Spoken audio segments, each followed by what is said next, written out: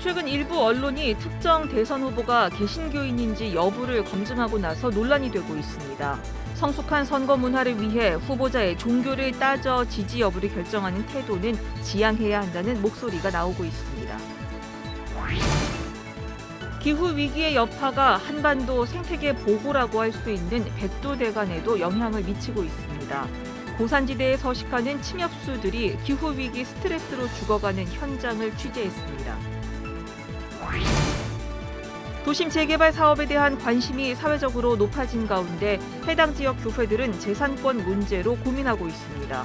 CBS TV 파워 인터뷰에 출연한 한국교회 재개발연구소 이봉석 소장은 재개발 초기 단계부터 교회가 적극 대처해야 한다고 조언했습니다.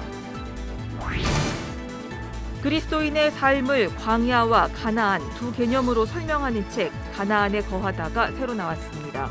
또 절망과 위기에 처했을 때 대처해가는 방법 등을 알려주는 책들을 만나봅니다. 여러분 안녕하십니까? CBS 뉴스입니다. 최근 일부 언론에서 더불어민주당 이재명 대선 후보의 개신교인 여부를 검증하는 보도가 나왔는데요. 이제 한국교회가 단순히 후보자의 종교를 따져 투표하는 일은 지양해야 한다는 목소리가 높아지고 있습니다. 이승규 기자입니다. 최근 일부 언론이 더불어민주당 이재명 대선 후보가 개신교인인지 여부를 검증하는 보도를 해 논란이 일고 있습니다. 이재명 후보는 분당 우리교회 교인이라고 밝혔지만 취재 결과 사실과 달랐다며 문제를 제기한 겁니다. 논란이 이어지자 분당 우리교회도 최근 이재명 후보는 재적 성도라는 입장을 밝혔습니다. 재적 성도란 징계가 아닌 해외에 나가는 등 장기간 연락이 안 돼 교인으로서 정기적인 신앙활동이 어려운 상태로 명부에서 지우는 것이라는 게 교회 측 설명입니다. 이재명 후보는 지난 2010년 성남시 기독교연합회 주최로 드린 성남시장 취임 감사 예배에 참석하는 등 자신의 신앙을 드러내왔습니다. 하지만 일각에서는 이재명 후보의 종교가 중요한 게 아니라는 목소리도 나오고 있습니다. 후보 지지 여부에 종교가 영향을 미쳐서는 안 된다는 겁니다. 기독교 신앙을 가진 사람들이 자신과 종교가 같다는 이유만으로 선거에서 기독교인 후보에게 묻지마 투표를 한다는 것은 굉장히 어리석고 무모한 일이라고 생각이 됩니다. 또는 기독교나 교회 이권이 아니라 우리 사회 약자나 공공선을 위한 비전을 가지고 헌신할 수 있는 인물인지를 판단해서 투표에 임해야 할 것이라고 생각이 됩니다. 주요 대선 후보 종교에 대해 개신교계는 여러 차례 선거에서 민감하게 반응해왔습니다. 지난 2007년 대선에서 보수교계는 당시 이명박 후보를 대통령으로 만들기 위해 전력을 쏟았습니다.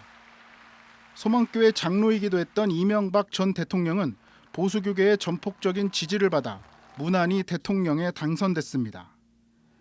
여전히 정치적 발언을 쏟아내고 있는 정광훈 목사는 당시 대선에서 이명박 후보를 찍지 않으면 생명책에서 지우겠다는 발언으로 많은 비판을 받은 바 있습니다. 지난 2017년 대선에서도 일부 보수교계는 교인이었던 황교안 전 총리를 지지하며 개신교인 대통령 만들기에 나섰습니다. 이재명 후보의 종교 문제가 논란이 되고 있는 상황 또한 성격은 다르지만 비슷한 맥락으로 볼 수 있습니다. 선거 때마다 같은 종교인을 찾아 지지하는 풍토가 낳은 논란이라는 지적과 더불어 이제는 같은 종교라는 이유로 지지하는 차원을 한 단계 넘어서야 한다는 목소리가 나오고 있습니다. CBS 뉴스 이승규입니다. 기후위기의 여파가 한반도 생태계의 보고라고 할 수 있는 백두대간에도 영향을 미치고 있습니다. 1200m 이상 고산지대에서 서식하는 침엽수종이 집단 고사하고 소나무까지 기후위기 스트레스를 받는 현장이 포착됐습니다. 송주열 기자입니다. 한반도 허파라고 할 수 있는 백두대간의 장엄한 일출이 떠오릅니다. 동트기 전 운물을 머금은 태백산맥 너머에서 떠오르는 태양은 신비스러운 느낌까지 줍니다. 그런데 민족의 정기를 품고 있는 백두대간이 병들고 있습니다. 이곳은 오대산, 설악산, 태백산과 함께 백두대간 생태축을 이루고 있는 한백산 정상입니다. 이곳 백두대간에서도 기후위기의 징후가 포착되고 있습니다. 한백산 중턱 800m 산간 지역, 200년 수령의 전나무가 부러져 있습니다. 지구온난화로 적설량이 눈에 띄게 줄면서 수분 공급을 제때 받지 못한 고목들이 속절없이 넘어지고 있는 겁니다. 그러니까 소나무까지 기후 스트레스로 지금 구상 분비처럼 집단적으로 고사하거나 쇠퇴될 때 대재앙이 올 수도 있죠.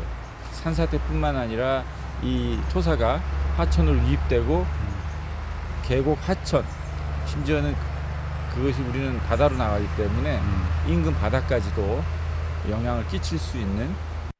우리나라 국토 면적의 64%가량이 산림입니다.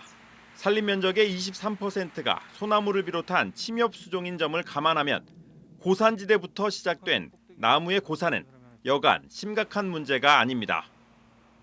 산림청이 수년 전부터 한라산과 덕유산, 백두대 간의 침엽수 보존을 위해 안간 힘을 쓰고 있지만 한 그루의 수종 보존을 위해서는 묘목 기준 10년 정도 소요될 정도로 오랜 시간이 걸립니다.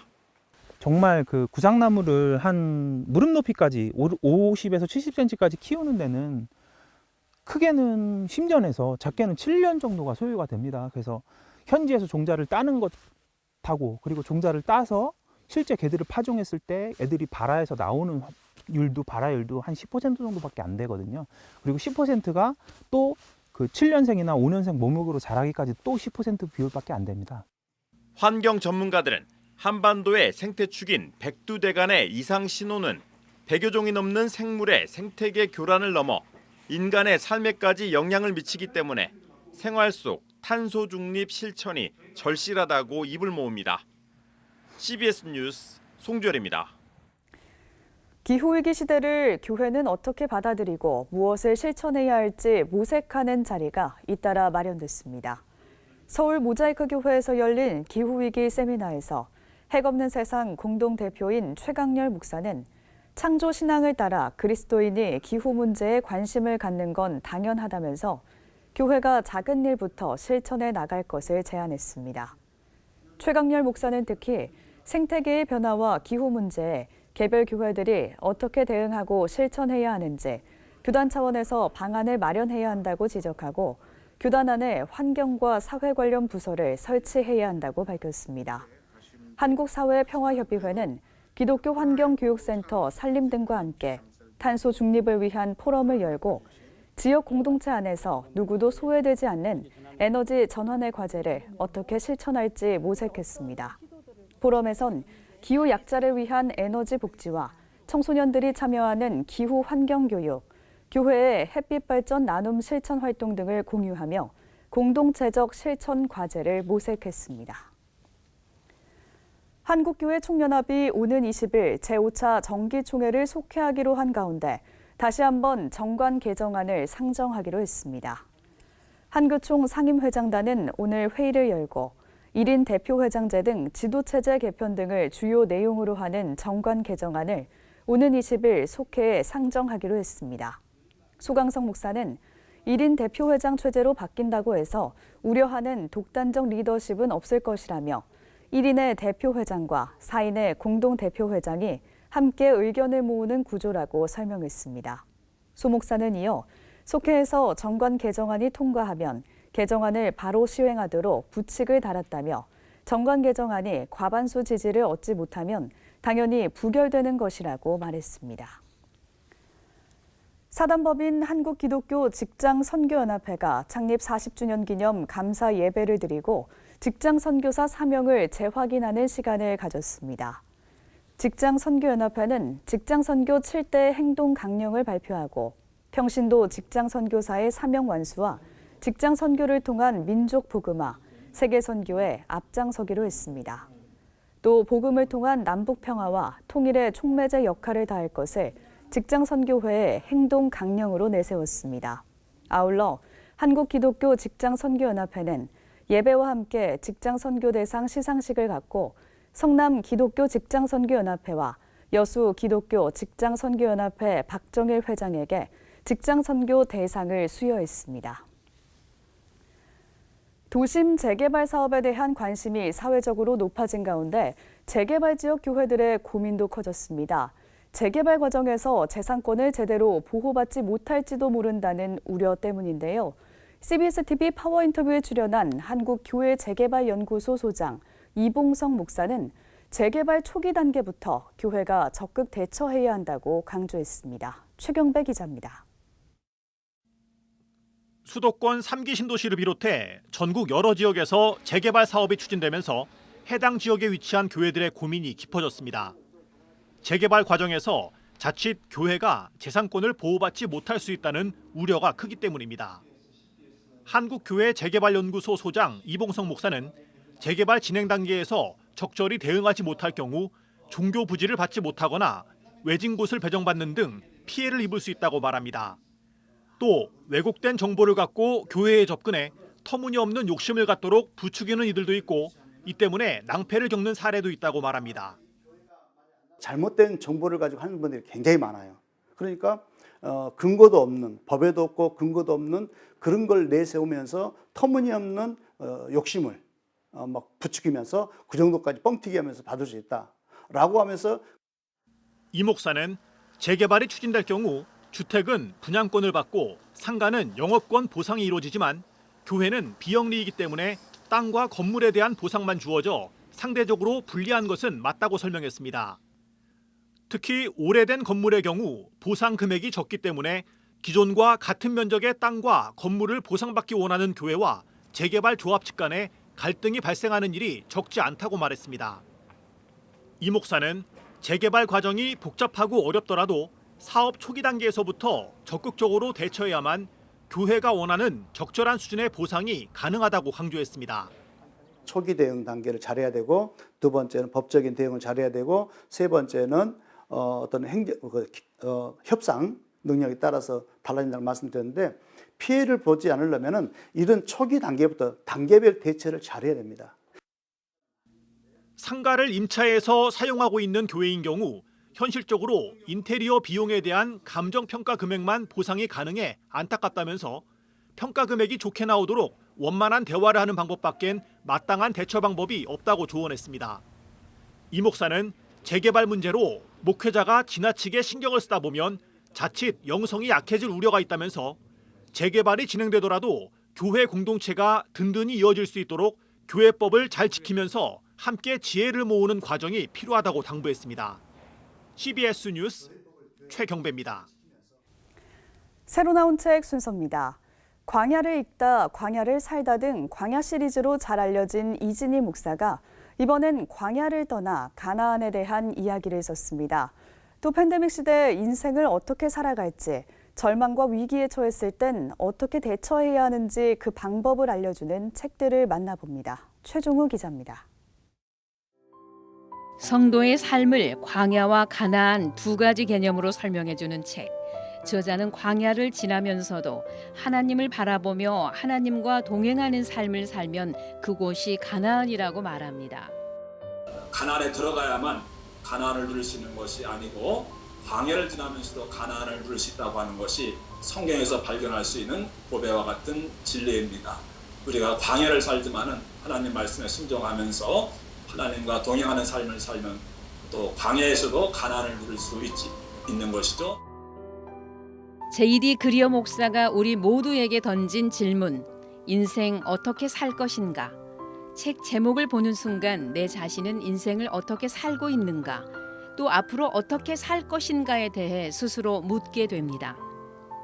J.D. 그리어 목사는 하나님의 진리에 따라 대답하라며 삶을 허비하지 말고 또 자기 일에 능숙해지라고 권면합니다. 절망과 위기에 빠진 모든 이들에게 전하는 안셀름 그린 신부의 위로의 메시지. 살아가면서 예기치 않게 닥친 문제들로 힘들어하고 한순간의 실수로 큰 사고를 내고 죄책감에 시달리는 사람들을 위해 저자는 어떻게 대처하면 좋을지 그 방법들을 제시해 줍니다. 팬데믹 시대 우리의 삶과 신앙이 흔들리지 않기 위해 필요한 영적 원리들이 무엇인지를 알려줍니다. 저자 김형준 목사는 단단해지는 시간에서 위기 가운데 있었지만 위기를 기회로 삼았던 성경 속 인물들의 이야기를 통해 어떤 신앙의 가치가 우리의 삶을 단단하게 만드는지를 전합니다. 단단해질 수 있는 방법은 바로 우리와 함께 하시는 하나님을 찾는 것이라고 강조합니다. CBS 뉴스 최종우입니다.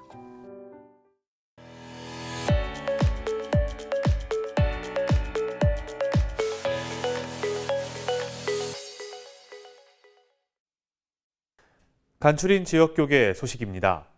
부산 성시화운동본부가 노플라스틱 약속 캠페인을 전개하고 기증받은 종이팩 생수 30만 개를 부산 지역 교계에 나누고 캠페인 참여를 독려했습니다. 대구 CBS 혼성합창단은 정기 연주회를 가졌습니다. 부산 성시화운동본부가 노플라스틱 약속 캠페인을 위한 종이팩 생수를 나눠 관심을 모으고 있습니다. 부산 성시화운동본부는 노플라스틱 약속 캠페인의 일환으로 종이팩 생수 30만 개를 기증받아 부산 200여 개 교회와 나누고 캠페인에 함께할 것을 독려했습니다. 오늘 호산달 교회 야외 주차장에 진행되고 있는 물 나눔 행사는 노 플라스틱 약속 캠페인의 일환으로 저희들이 30만 개 물을 기증을 받아서 부산 교계에 나누고 있습니다. 이 물이 많은 어려운 이웃들에게 나누어져서 생명을 살리는 귀한 사역으로 자리매김하는. 이번 캠페인은 부산 지역 아이쿱 소비자 생활협동조합에서 내 맘에 그린 부산이라는 주제로 전개했으며 부산 성시화운동본부도 함께합니다.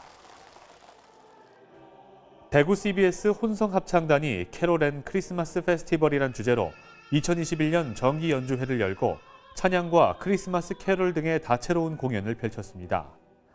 작년부터 시작된 코로나가 교회 안의 찬양을 줄어들게 하고 있습니다.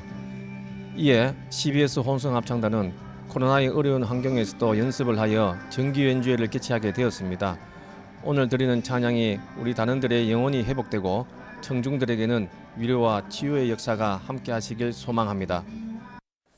연주회는 지휘의 백유일, 피아노의 박주향, 그리고 30여 명의 단원들이 준비한 무대로 꾸며졌으며 대구 만돌린 오케스트라와 테너 최은혁, 소프라노 여혜인 씨의 순서로 채워졌습니다. 학교법인 영생학원 설립자인 소리 강홍모 목사를 기념하는 소리기념사업회가 발기인 대회를 갖고 추모지 발간과 추모 행사 등 강 목사를 기념하는 제반 사업을 진행하겠다고 밝혔습니다. 소리기념사업회는 강 목사의 하늘을 숭배하고 사람을 사랑하는 신앙사상과 후학을 위해 희생하는 교육 철학을 계승하고 발전시켜 나가겠다고 전했습니다. 강홍모 목사는 전주 영생교회 설립과 함께 학생들을 복음으로 양육한다는 신념으로 학교법인 영생학원을 만들어 전주대학교와 전주비전대학교, 전주영생고, 전주대 사대부고 등을 설립했습니다. 생명, 평화, 문화 가치를 실현해 나갈 강서 기독포럼이 강일교회에서 창립대회를 가졌습니다. 창립대회에서 상임대표에 취임한 강일교회 황남길 목사는 서울 강서구엔 700여 교회와 인구 60만 명이 살고 있다며 강서구의 모든 교회들과 네트워크를 형성해 지역사회를 섬기는 데 최선을 다하겠다고 밝혔습니다. 강서 기독포럼은 내년 2월에 공명선거를 위한 포럼을 가질 예정입니다. 수원 북부교회가 고창덕 목사를 원로 목사로 추대하고 김경덕 목사는 새 담임 목사로 위임하는 감사 예배를 드렸습니다. 김경덕 담임 목사는 수원 북부교회의 전통을 지키면서 비전갱신이라는 두 가치가 공존할 수 있을지 찾아가겠다며 주님 오시는 날까지 목숨 바쳐 노력하겠다고 밝혔습니다. 이상으로 뉴스를 마칩니다. 함께해 주신 여러분 고맙습니다.